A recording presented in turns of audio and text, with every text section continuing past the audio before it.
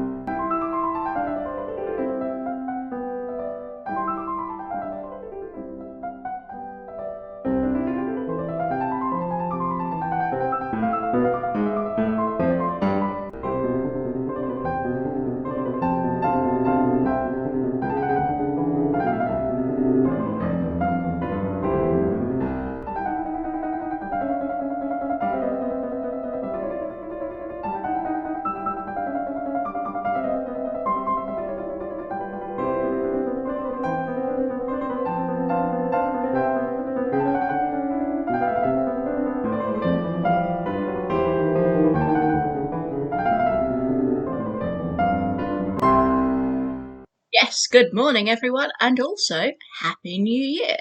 This is Rachel Hay, bringing you the Tune Tapestry, all about traditional and classical music and instruments from around the world. As I mentioned last week, I had a request to cover some bagpipes, and there are, I have to say, a lot of bagpipes in the world, possibly even more than there are fiddles and fiddle-like instruments. So we're probably going to be at this for a while, but we'll start from is the gaita asturiana.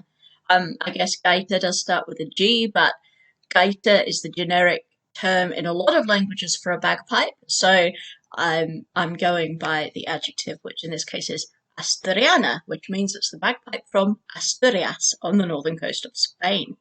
The first evidence for it dates to the 13th century, carved in the church of Santa Maria de Villaviciosa, which I'm probably pronouncing incorrectly because it's been a while since I've spoken Spanish. And traditionally, the gaita asturiana had only a chanter and a drone. So the chanter is what you play the notes on. It looks like a whistle or a recorder. And a drone is just the one pipe that makes the one noise that gives bagpipes their distinctive noise. So originally it had only one drone, but it now has a tenor drone, which is an octave lower than the drone that it previously had. So that's about all I have for you on the gaita asturiana. So let's listen to Rio Gilon playing Encantadera on the gaita asturiana.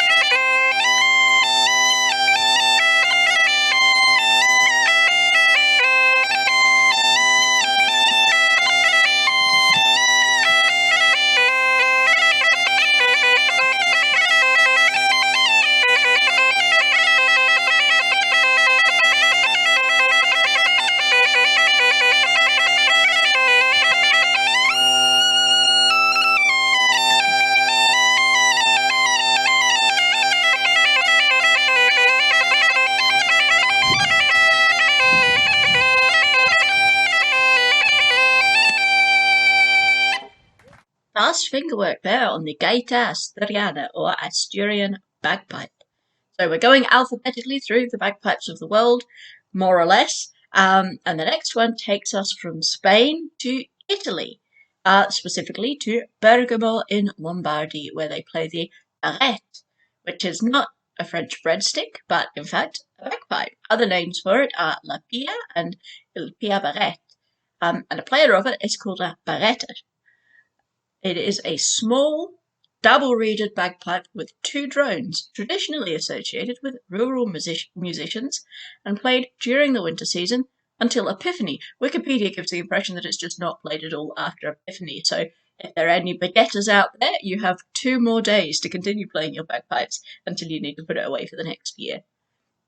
The earliest attested evidence of the barrette is a 14th century fresco in the Bianzano castle.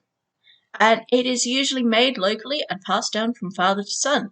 And in fact, the oldest barrette, or Bergamese bagpipe, played in the modern era, has been in the same family of players since 1870. So here is, let's listen to the baguette. Not the breadstick, but the Italian bagpipe. This is D. Casnigo's Cassino, I don't know if I've got a typo here. It's Pastoral on barrette, played by Walter Biella, and organ by Maurizio Manzino. Here we go.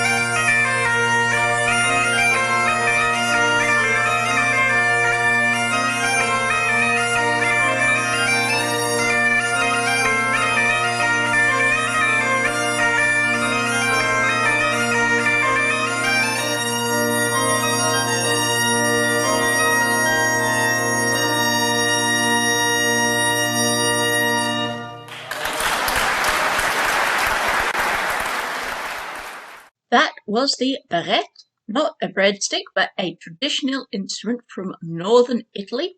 In fact, a bagpipe. And we're going alphabetically. We've had the Asturian bagpipe, we've had the baguette, so now we're going to France, specifically to Brittany, where they have the biniou. And you might note, this is in fact the third instrument we're covering, and it's the first one that's associated with a Celtic nation. So if there's going to be any takeaway from this week's Tune Tapestry, it's that bagpipes are universal and not specifically a Celtic invention. They're played in Celtic countries, but not any more than they're played anywhere else across Europe and Northern Africa. So, as I say, we're in Brège, we're in Brittany, and they have two sorts of bagpipe. The biniou cod, or the old bagpipe, which is also known as the biniou bihan, or small bagpipe, which is the traditional indigenous bagpipe to the region, and the biniou brass, or big bagpipe, which is a more recent import from Scotland. And the biniou brass is basically a Great Highland bagpipe, which we will cover later in today's programme, or maybe next week once we get into the G section of bagpipes. So, the biniou cos has a one-octave scale, a high-pitched soprano sound, and a single drone. And the bag was originally made from a dog's skin, but is now synthetic, or cow or sheepskin. It's usually played in a duet with a double-reeded instrument called a bombard, which is an octave lower. And bagpipes are often played with bombards, I've noticed, in a lot of Western Europe. It's a bombard, which is like a oboe type instrument, I would say, and a drum, and that's the ensemble that bagpipes seem to be played with in a lot of France and Spain. And the biniou is used for Breton folk dancing. So, to that end, let's hear from Jean-Claude Petit on the bombard and Raymond Perez on the biniou code, playing a Vannetais dance. The Vannetais, of course, refers to Vannes, a city in Brittany. Let's hear it, and get your dancing shoes on.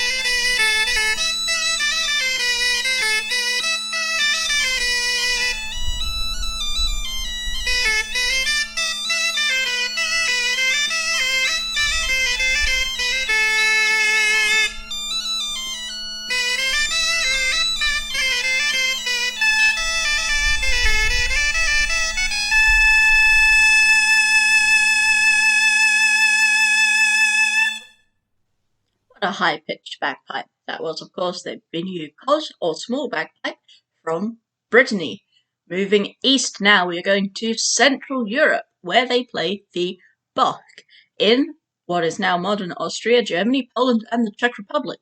The word comes from the German word for a male goat, due to the use of a goat skin as the bag of the bagpipe. And this is common for bagpipe names across Europe, such as French cabaret. And in fact, gaita, which I've mentioned, is a common word for bagpipe in many languages, such as Spain and a lot of Eastern Europe, is thought to be the Gothic word for a goat as well. But this is the Bock, which is a German word for a goat, and it's also called Puckel in some dialects. The earliest illustration of a Bock comes from 1619, where it's described by Michael Pretorius in his treatise Syntagma Musicum II, der Organographia, which I should have thought about before I wrote it there in a language that I don't even know what language it is. Maybe it's Latin, I'm not sure. Anyway, the Bock has a single drone, which is usually 2 octaves below the tonic note of the chanter, so it's much lower than the tune. And both the chanter and the drone have just a single reed in them. The Bock is usually bellows blown, which is like an Uilleann pipe or an elbow pipe. That means that the bag is kept under one elbow and a bellows is kept tied onto the other elbow, so you inflate the bag using the bellows rather than using your mouth. And this allows the piper to sing along with the playing. And the Bock is now mostly played in the Czech Republic, particularly in south and western Bohemia. So here is Michael Barino playing 3 Bohemian songs, 1 in Czech and 2 in Egerland German, for International Bagpipe Day 2021.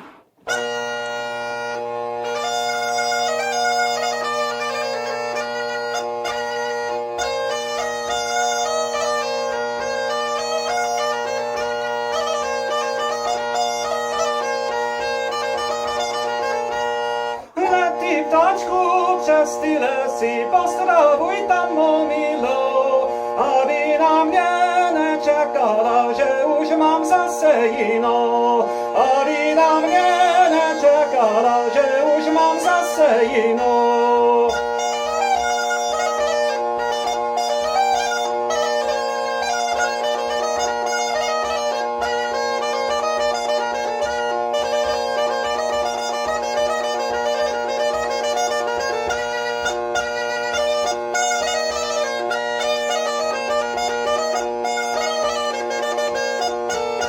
Was vreetje neun, dom neun, vreetje nix oder einer verzeicht heute nur 5 bis 6.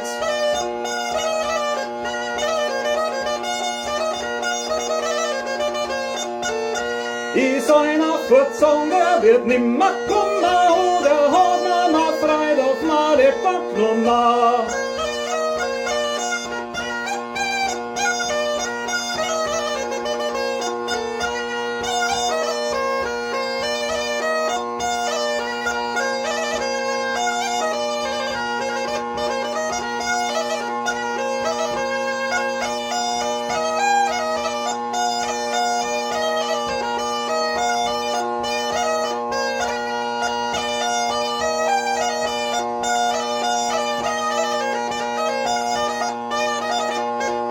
Ja, wenn dir andere Leder Inspiration kommen zu mir. Ja, wenn dir andere Leder Inspiration kommen zu mir. Brauchst die so Geschäftliche zu machen, liegt mir heute nix an dir. Ja, ja, liegt mir heute nix an dir.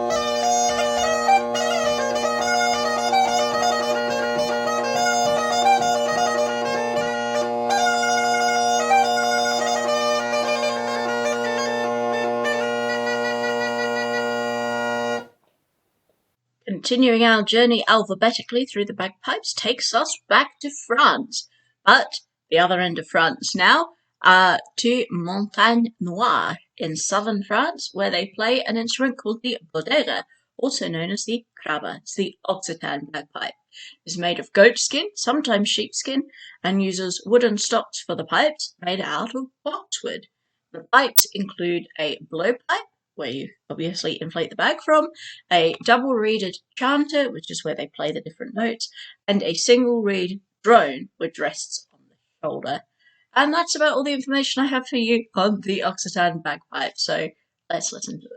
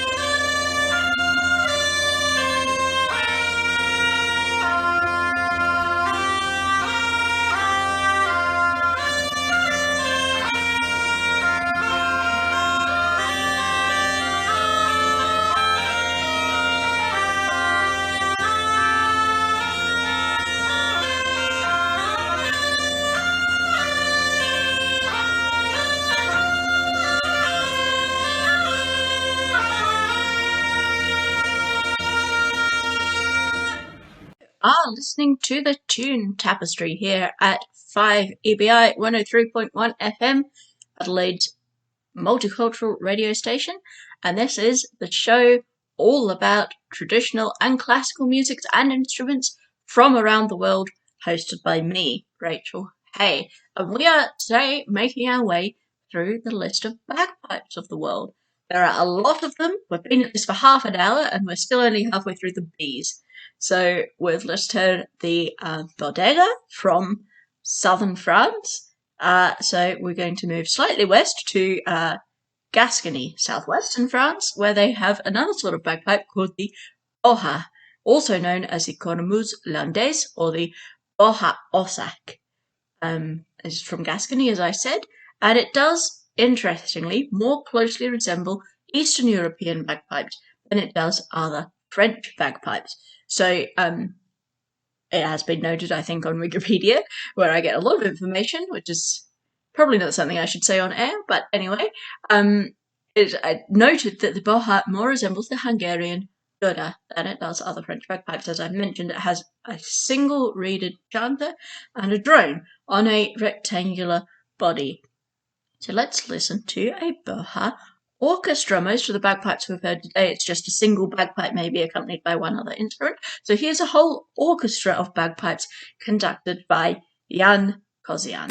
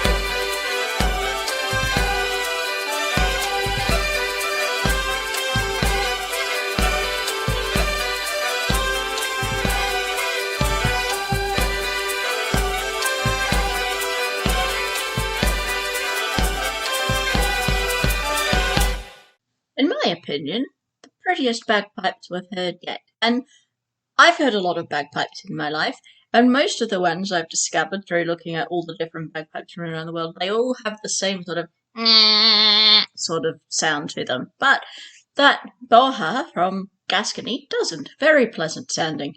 I could listen to more of that. But we are looking at all the different sorts of bagpipes and not picking our favourites. So let's move on to the border pipes. We've finally reached Scotland. I know you've been thinking, Rachel, you're Scottish. Well, my parents were Scottish. You're Scottish. Bagpipes are Scottish. Talk about Scottish bagpipes. But no, I'm educating you about the universality of people looking at a goat skin and looking at an oboe and thinking, you know what, I could combine these two things. But anyway, we've finally reached Scotland and we're still in B's, so this isn't the Great Highland Bagpipe, this is the border pipe. It was once common in Scottish borders and northern England, as far north as Aberdeenshire and south of the border in Northumberland. Fell out of popularity in the late 19th century, but was gradually revived over the 20th century. They do blend well with stringed instruments and can be played outdoors, which I think is the greatest failing of the Great Highland Bagpipe. Best appreciated from a distant hillside. You don't want it indoors. It's in the wrong key to play with other instruments, but the border pipes, very friendly to other instruments. Much appreciated. I can be indoors with a border pipe. So, they have 3 drones, much as a Great Highland Bagpipe. They have a bag, obviously, that's what makes it a bagpipe. They have a chanter, and rather than being inflated with the mouth, they are an elbow pipe, like an Uilleann pipe. So they have a bellows which is kept under the right elbow. So let's hear them. Here's Will Woodson playing The Rock and the Wee Pickle Toe on the Banton border pipes.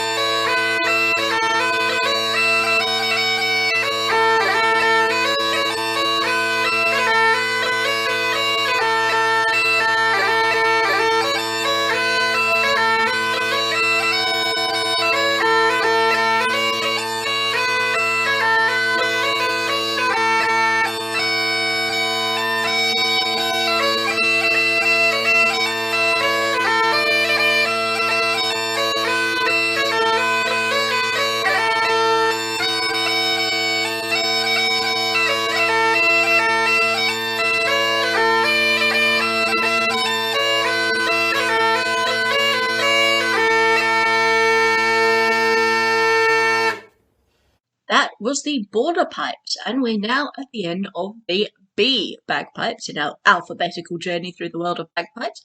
We've reached the Gaita de Boto from Aragon in northern Spain. It's also called the Gaita Aragonese for obvious reasons.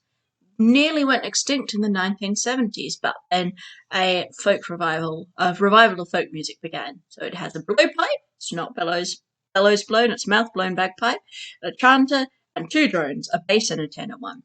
Bag is traditionally made from a goat skin, and it is the only bagpipe in Iberia, which is the landmass that includes Spain and Portugal, where the chanter and the drone are parallel to each other.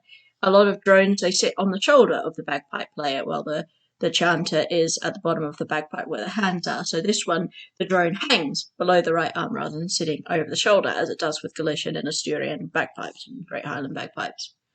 And interestingly, the bag is covered with a bright, colourful fabric bag resembling a child's dress, and this is due to the folk belief that a piper in antiquity dressed the gaita in the clothing of his deceased daughter as a memorial to her. I suppose she was a particularly noisy child. Traditionally, a solo instrument is the gaita devoto, but since the folk revival, it has often been played in ensembles with other traditional and even electric instruments. So we're going to hear it being played in an ensemble with a trio of instruments with 2 drums, the chiflo and the tamboril, played by Diego Escolano and Jonas Jimeno, respectively, and the gaita played by Manuel Riglos.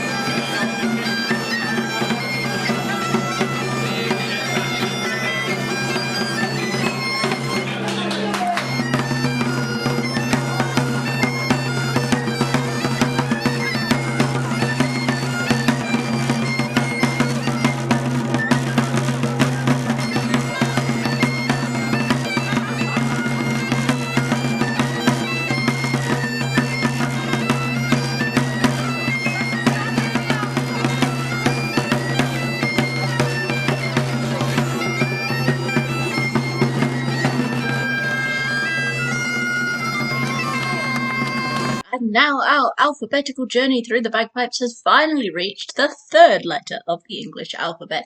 And we're still in France? Still in France or back in France? I think back in France. We're in Spain just now.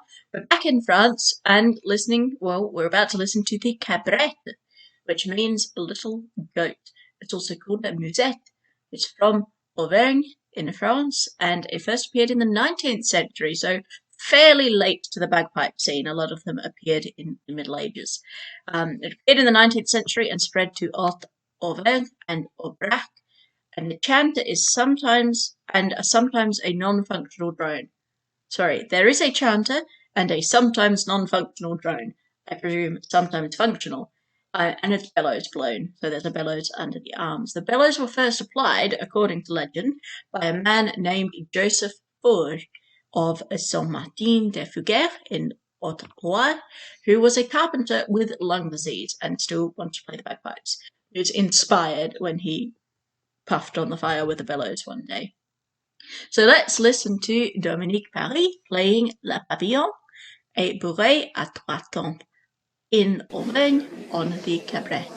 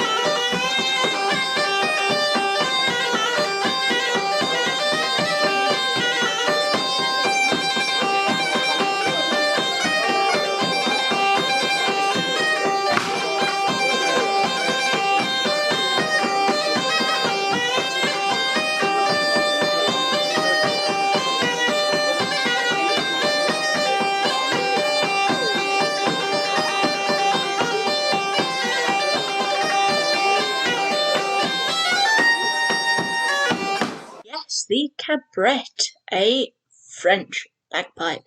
I've spent a lot of today, quite by accident, because we are going alphabetically through the bagpipes, in the Romance language speaking areas of the world, France and Spain and Italy. So there's one Romance speaking country that we've neglected, and that is Romania. So let's go to Romania now, where they play the cimpoi.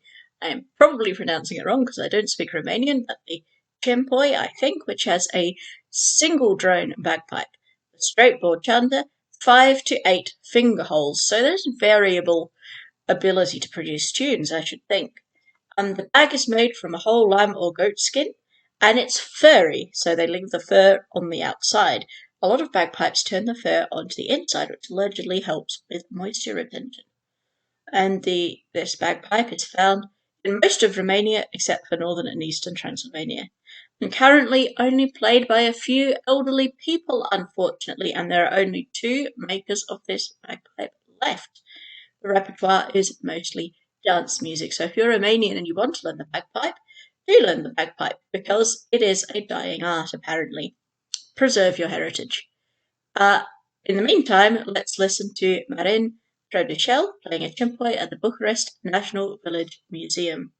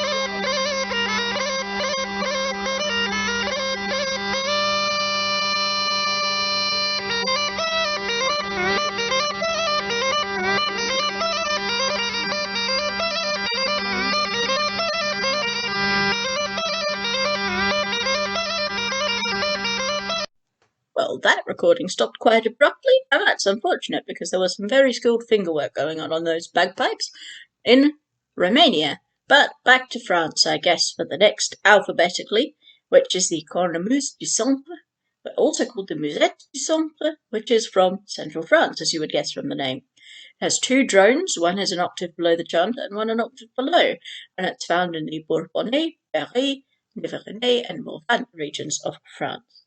Chanters have 2 reeds, and the tonality of a pipe, so how high or low it is, varies from region to region. And I was able to find examples of a lot of different, some high squeaky bagpipes, some low mellow bagpipes. And I thought about playing you a recording of a much lower bagpipe, but I thought this suite of bourrées was quite nice. So this is a suite of bourrées by Benoît Conseiller, played by Rémi Dubois on the Cornemuse du Centre.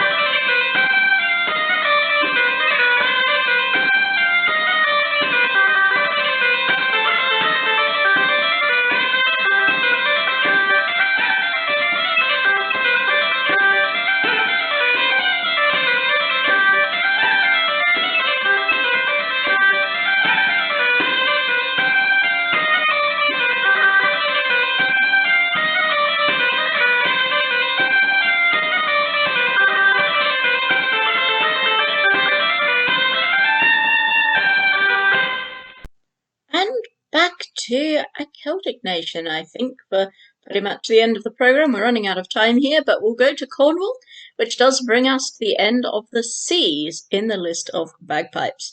So the Cornish bagpipes, or in Carnoech, as we say in Cornish, the Pippo Sag Carnoech. Common in Cornwall until the late 19th century. Documentary sources show them from the 12th century in Cornwall.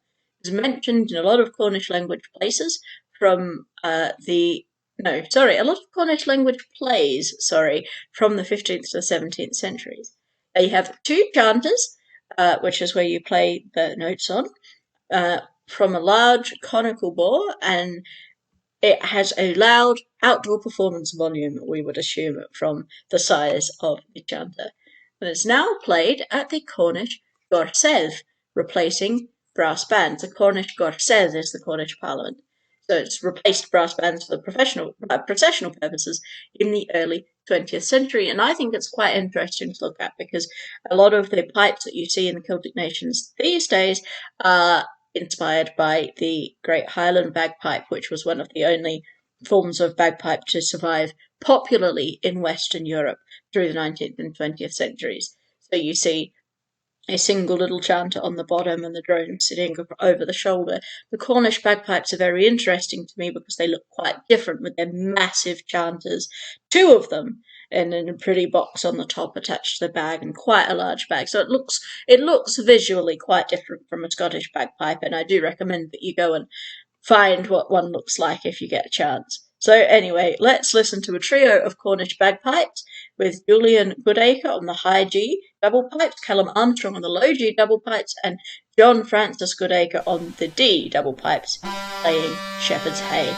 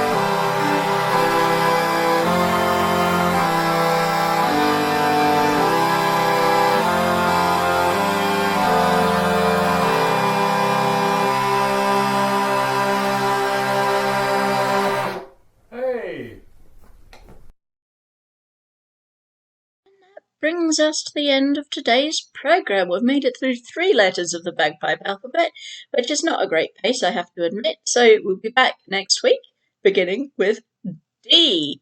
What's the first D bagpipe? Is the Diple from Bosnia and Herzegovina, Croatia, Slovenia, Montenegro, and Serbia. So come back next time, same place, 8 a.m. on a Wednesday, to listen to more bagpipes. We're heading away from France next week because we spent a lot of time wandering around France and Spain this week.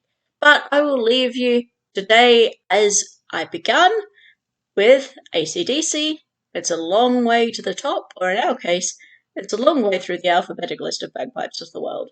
I've been Rachel Hay, and stay tuned now to listen to Dieter Farbig Morning Music Vitamins here on Radio 5 EBI. I'll see you next week. Bye!